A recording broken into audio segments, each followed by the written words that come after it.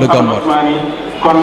Alhamdulillah wa salatu wa salamu ala rasulillah sayyidina wa maulana Muhammadin sallallahu alayhi wa sallam. A'udhu billahi min shururi anfusina wa min sayyiati a'malina.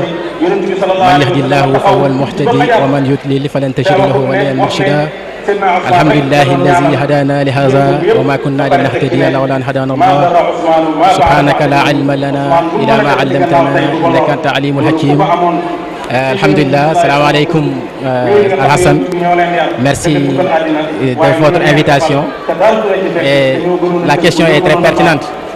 Le sens du Gamouat, c'est revenir sur l'attachement qu'avait Cheikh Ibrahim vis-à-vis du prophète Mohammed sallallahu alayhi wa sallam. Parce que le Gamou, Cheikh Ibrahim célébrait la naissance du prophète. Mais il ne se limitait pas à seulement à la naissance du prophète Mohammed sallallahu alayhi wa sallam. Mais il a continué à célébrer une deuxième facette du prophète Mohammed sallallahu alayhi wa sallam, qui est la naissance, en fait, qui est la manifestation du nom. Et quand vous regardez même dans le Taniya, Badi dit ahlan bi yawmi summi Muhammadan khayr ismi ramzan li ma'na al-ism. Vous voyez que au-delà de l'être du prophète Mohammed sallallahu alayhi wa sallam, qui est né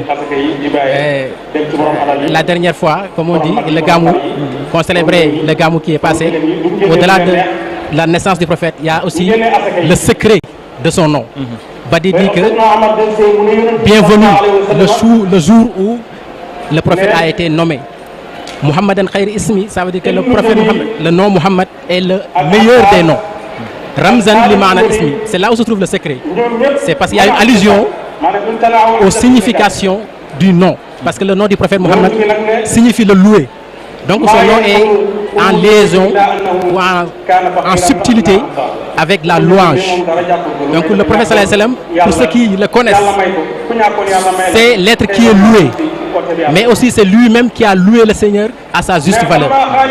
Donc tout le secret du Gamouat se trouve dans la magnificence du nom du prophète Mohammed sallallahu alayhi wa sallam. Et ce nom, c'est le secret de la louange.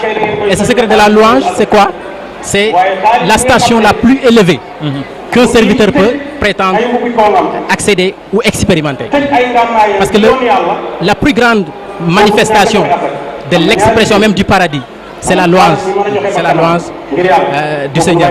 Parce que da'waahum fiha subhanaka allahumma wa tahiyyatuhum fiha salam wa akhiru da'waahum alhamdulillahi rabbil alamin. Ceux qui seront au paradis, les gens du paradis, leur dernière expression, c'est alhamdulillahi rabbil alamin. C'est la louange du Seigneur. Et Cheikh Ibrahim disait que le prophète sallallahu alayhi wa sallam, c'est lui qui tiendra le drapeau de la louange au jour de la résurrection. Il a dit que Adam wa man dunuhu tahta liwa'i yawm al-qiyamah. Adam et autre que lui sera sous ma coupole au jour de la résurrection, parce que c'est moi qui brandira le drapeau de la louange du Seigneur.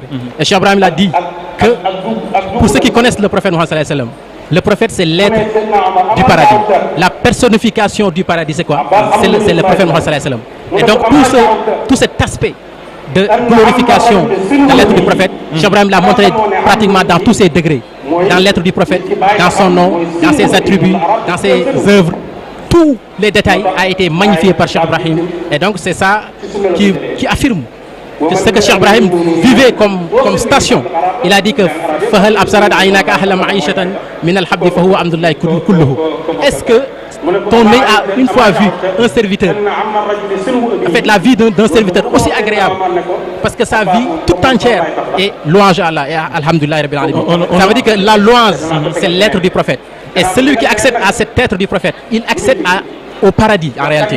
Cheikh Ibrahim nous dit même que pour ceux qui connaissent le prophète, soyez heureux, soyez ravis. Tant que vous connaissez le prophète, Fahis, Marhan, Madunta Tadri, Muhammada.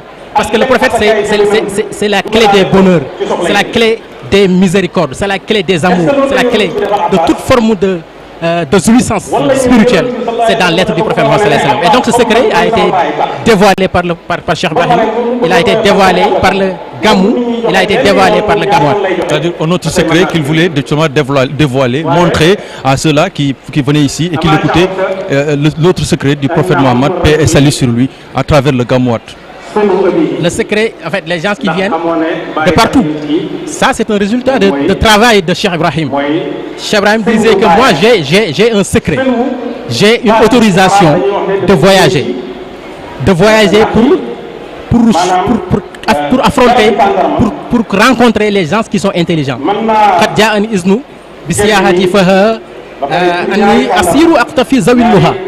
J'ai eu l'autorisation de voyager pour rencontrer les gens qui sont intelligents, pour les convaincre et les montrer cette réalité du prophète Mohammed sallallahu alayhi wa sallam. Donc Cheikh Ibrahim, tout ce qu'il faisait dans sa vie, c'est quoi? C'est relever ce défi de la religion.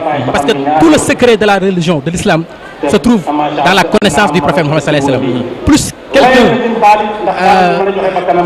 te donne, en fait, plus quelqu'un te précède dans la connaissance du prophète, plus il accède à une station plus élevée. Donc, cette réalité du voyage de Cheikh Ibrahim s'affirme dans d'autres passages où il a dit Alawtul bihar zakhiratu wa innani alawtul qurra wal munna balhal jibal arumurid al bari li nusrati dinihi. Tu vois. Donc, tous ces voyages, il a voyagé, il a survolé les montagnes, il a survolé les villages, il a survolé les océans, les capitales, les grandes villes. Donc tout ce voyage-là, c'est quoi? C'est pour avoir l'agrément d'Allah, mais aussi pour soutenir sa religion. Venir soutenir sa religion, parce que la religion est menacée. La religion est attaquée par les ignorants, par des gens qui ne comprennent pas en fait la substance spirituelle de l'islam. Et donc le prophète sallallahu alayhi wa sallam, c'est la clé de cette réussite-là. Et tout cela montre encore une fois pourquoi les gens quittent des contrées lointaines, des pays très éloignés pour venir rencontrer encore une fois, se rencontrer dans l'amour du prophète, se rencontrer dans le rappel des œuvres du prophète, de ses attributs, de tout ce qu'il a fait pour l'humanité. Et tout cela sera des grâces et des miséricordes pour nous, quoi. Voilà, docteur, si on devait aujourd'hui parler de la dimension internationale de Cheikh Ibrahima Niass, à quoi est-ce qu'on peut se référer? Si on devait parler de la dimension internationale de Cheikh Ibrahim, à quoi est-ce qu'on peut se référer aujourd'hui? Oui, mais la dimension internationale de Cheikh Ibrahim est assez claire. Aujourd'hui, quand on vient à Medina Baye, moi je disais qu'il faut qu'aujourd'hui au moins l'État, le gouvernement s'immisce dans les affaires de Medina Baye, parce que c'est quelque chose qui est extraordinaire, qui est très particulier. En fait, c'est pas très grand Medina Baye, mais imaginez combien de nationalités sont présentes, combien de nationalités viennent chaque année ici pour célébrer le Gamou. Et même au-delà du Gamou, il y a des gens qui restent. La connaissance. Il y a des gens qui restent à Medina Baye. Il y a dans les jours ordinaires, dans les mois ordinaires, il y a des personnes qui viennent en fait investiguer les secrets qui se cachent à Medina Baye. Donc tout cela, pour moi, c'est déjà un outil, c'est un potentiel du Sénégal, un potentiel à exploiter.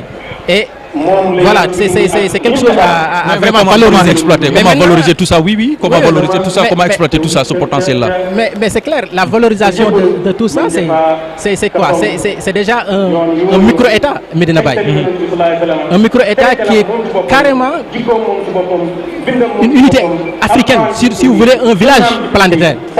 Donc, s'il y a des problèmes de brassage entre les groupes, des hommes, des ethnies, Medina Baye a démontré quand même une force extraordinaire de la diplomatie. Cheikh Mohamedou Mahi Niass, pour citer un exemple, était l'invité du Soudan. Tout à fait. À un moment donné pour régler des conflits entre des ouais. À part ça, les conflits de la Mauritanie, on ne dit pas ça, mais on le répète, était en fait Papa As et Aladji Abdoulaye était aussi quelqu'un qui a beaucoup travaillé pour régler ce conflit-là entre la Mauritanie et le Sénégal dans les années 89, je pense. Oui, 89. Donc, il y a des exemples qui sont là et qui sont pertinents, qui doivent être utilisés, qui doivent être exploités pour essayer d'accéder à ces objectifs. Parce que parmi ces objectifs était l'objectif du panafricanisme, l'objectif de l'unité africaine, l'objectif au-delà même des religions, au-delà de ce que nous partageons comme croyance.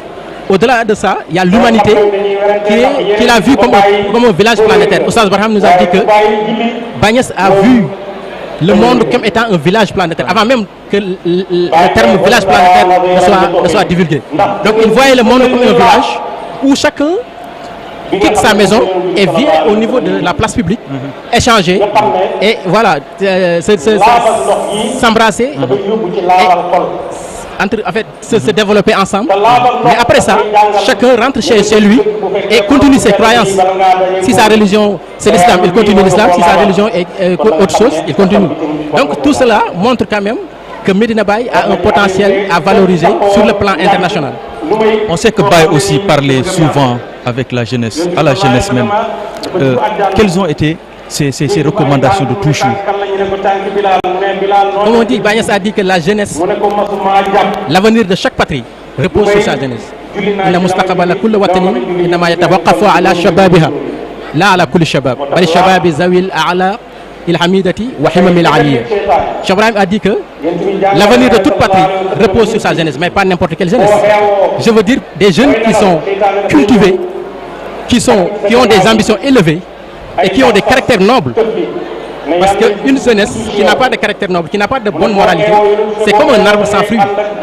Et il a continué fajaddu wajtahidu fi tahsil al-ilm wa laysa ilmu al-fara'id wa nawafil fa hasbun wa laysa ilmu al-hisab fa hasbun wa nawafil wa laysa ilmu al-lughati wal nahwi wal sarf wal balagha bi furuhiha fa hasbun lakin shariku man tarakat himamahum ila ilm asrar al-kawn. Cheikh Ibrahim a dit que allez investiguer, persévérer dans la connaissance, rechercher la connaissance, mais pas seulement la connaissance, comme on l'a souvent prétendu, la connaissance des livres, la connaissance des faraïd et des nawafil, c'est bon quand même, c'est bon. Mais ne vous limitez pas à ça, pas à la connaissance des calculs, ne vous limitez pas à ça, pas à la connaissance de la grammaire, des sciences des langues, de la rhétorique avec toutes ces branches, ne vous limitez pas à ça, mais continuez la recherche, continuez jusqu'à aller vers les secrets de l'univers.